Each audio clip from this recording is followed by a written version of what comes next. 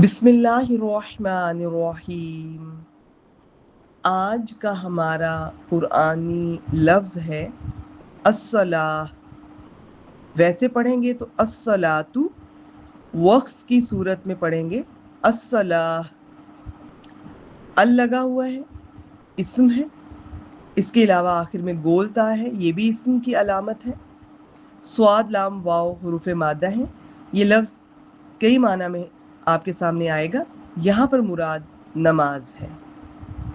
मुख्तसर लफ्ज़ है, तो मैंने सोचा कि आज आपसे कुछ नया शेयर किया जाए। जब भी आपके सामने कोई लफ्ज़ आए तो 3 तरह के लफ्ज़ हो सकते हैं, या इस्म हो सकता है, या कोई फ़ेल या हर्फ। चौथी तरह का कभी कोई आपके सामने अरबी में लफ्ज़ नहीं आएगा। अब ये इस पर अल लगा हुआ है, हमने पहचान लिया कि इस्म है, आखिर में गोलता है, वो भी इस्म की अलामत है। तो जब आपने पहचान लिया, और भी कई तफसीलात हैं इसम को देखने की, पहचानने की, फ़िलहाल इतना ही बेसिक लेवल पर इसे ही याद रखिए।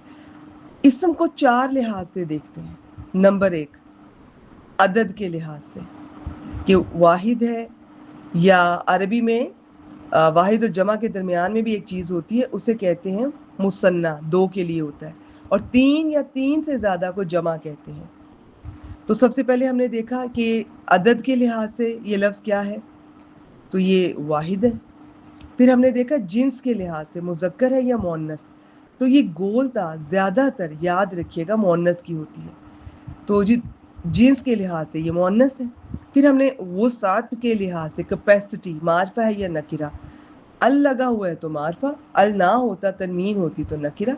3 बातें तो ये आपने याद रखनी है कि जब भी कोई लफ्ज़ आपके सामने आए, इस्म आपको पता चल गया, तो उसे 4 लिहाज से देखा जाता है। लिख लीजिए, अदद, जिन्स, वुसअत यानी कैपेसिटी, और नंबर 4 एराब। ये चूँकि सिंगल हरकत है, इसलिए इसका थोड़ा बता देती हूँ कि आखिरी हर्फ की हरकत माना की तब्दीली के बगैर वो जो बदलती है ना, वो एराब का हिस्सा है, और एराब इससे कहीं बढ़कर है। अब यहाँ पर अस्सलाता, ता पर ज़बर के साथ आ रहा है, क्यों? क्योंकि ये मफूल बन रहा है युकीमूना के लिए। बस आज के लिए इतना ही।